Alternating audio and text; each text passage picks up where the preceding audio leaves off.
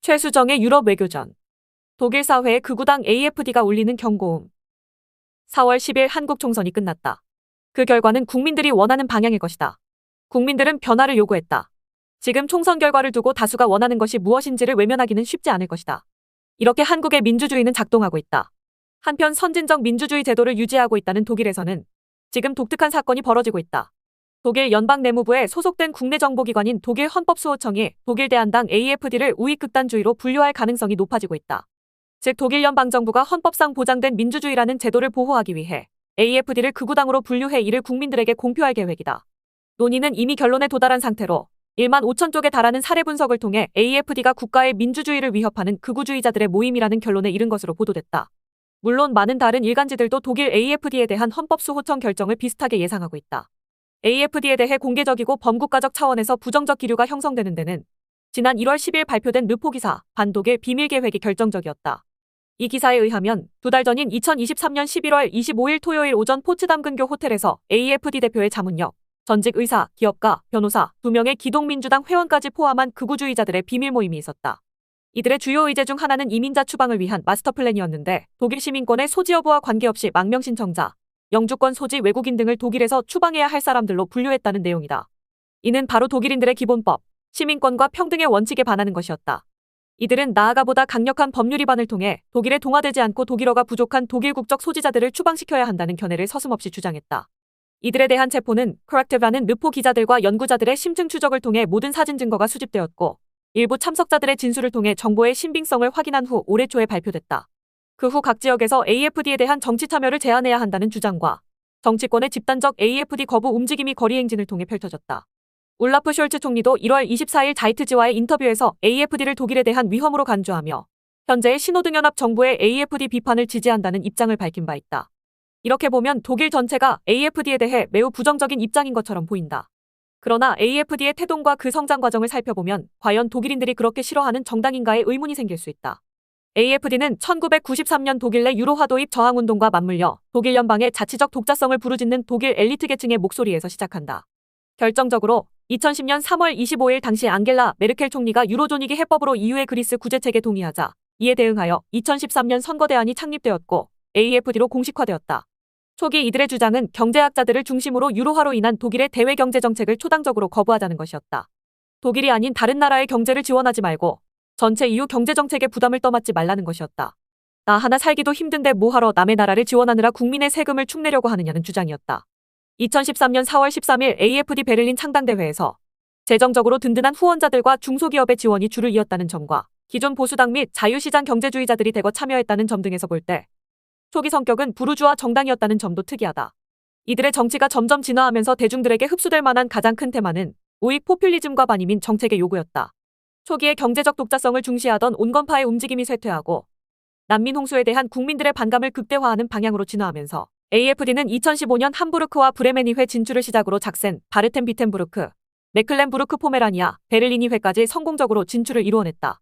그들은 2015년 주정부 선거에서 최고 24.3%에 이르는 지지를 받기에 이를 정도로 기성성당이 하지 못할 만큼 국민들의 불만을 대변해 주었다.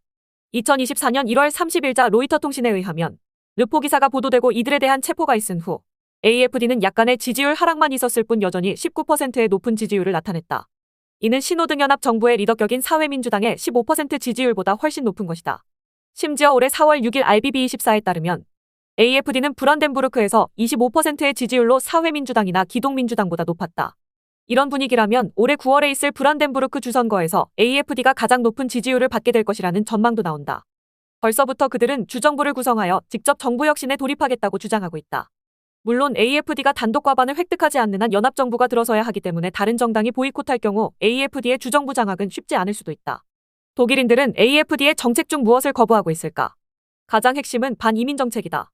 AfD는 이민 정책을 통해 중산층의 세금이 낭비되고 있다며 사회 불안을 조장하는 이민자들에 대한 인내가 더 이상 남아있지 않다고 주장한다. 이러한 주장 가운데 헌법보호청은 그들의 극우주의적 행위가 반헌법적이라는 데 문제를 삼고 있다. AfD의 하부 조직인 청년대한당은 특정 민족으로 이해되는 국민 개념을 추구하고 있는데 이는 독일 기본법의 국민 개념을 벗어난 것이다.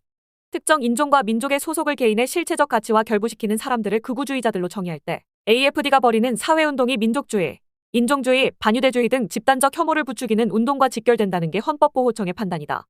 독일에서는 기본적으로 우리 민족이라는 말을 하는 사람들을 인종차별주의자로 의심한다. AFD는 대부분 그런 식의 언어를 구사하고 있다. 다민족, 다인종이 사회를 이루고 있는 곳에서 이와 같은 언어는 매우 배타적 언어 사용으로 평가될 수 있다. 헌법수호청의 분류로 AFD가 헌법에 위반된 극우 정당이 될 경우 AFD 당원으로서 공직에 참여하고 있는 모든 이들은 임용 당시 선언한 헌법 수호를 위배했기 때문에 이들의 사임과 탈당이 이어질 것으로 보인다. 독일은 공무원에 대해서도 정당 가입을 허용하고 있는 바 AFD를 탈당하지 않는 공무원들은 징계 및 연금 박탈 같은 불이익을 당하게 된다.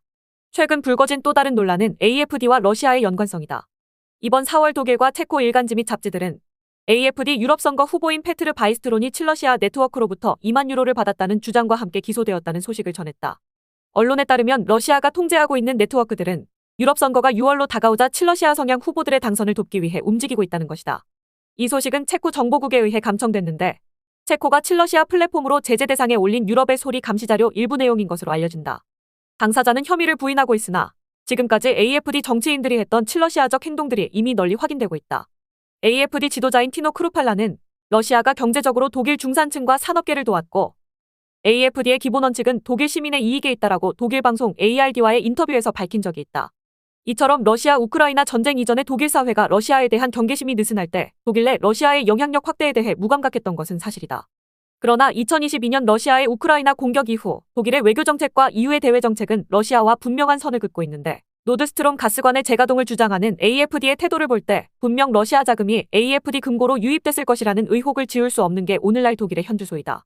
코로나 사태 이후 독일 경제는 많은 중산층의 실질 소득이 감소하고 있다. 경제가 어려워지고 중소기업들의 파산이 늘어나면 국민들은 불안할 수밖에 없다. 이런 경제 위기는 국가의 개방성을 떨어뜨리고 복지 비용의 지출 감소로 나타난다. 지난 2015년 메르켈 총리 시절 받아들인 수많은 시리아 난민들과 2022년 우크라이나 난민들에 대한 사회보장 지출은 세금을 내는 독일인들에게 부담스러운 이슈일 수밖에 없다. 그리고 크고 작은 난민 관련 사건 사고로 인해 난민촌의 추가 확대가 어려워지고 있다. 정치인들조차 불법 이민 또는 정체가 애매한 난민들에 대해 불편한 시각을 드러내는 상황에서 AFD에 대한 독일인들의 지지는 하루아침에 사라지지 않을 것이다. 일부 독일인들은 국가의 민주주의는 국민이 원하는 방향으로 가는 것이지 정부가 원하는 방향으로 가는 것이 아니라고 지적한다. 즉 다수의 세금을 내는 중산층들의 보수적 가치와 삶의 안정, 일자리 보장을 위협하는 정치를 거부할 수 있는 권리가 자신들에게 있다는 것이다. 독일 국민들이 AFD를 통해서 얻고 싶은 보수주의적 가치는 자신들 스스로 선택하는 국가의 우경화다. 그리고 그 선택은 독일의 운명을 그런 방향으로 이끌 것이다. 독일인들이 두려워하는 모습을 AFD가 가장 적나라하게 드러냈다면 이는 독일 중산층들의 속내일 수 있다. 독일의 AFD가 세력을 키우는 배경을 생각할 때 독일 국민이 이를 대안으로 보고 있다는 점을 간과해선 안 될 것이다. 국가의 우경화를 막고 싶다면 우선 경기 침체를 막아 다양성을 포용할 여력을 확보해야 한다. 국가 경제가 저성장의 늪에 빠지기 시작하면 국가 개방의 문이 닫히는 것은 어찌 보면 당연하다. 과연 한국인들이 독일인들의 입장이었다면 어떻게 했을까? 더 칼럼니스트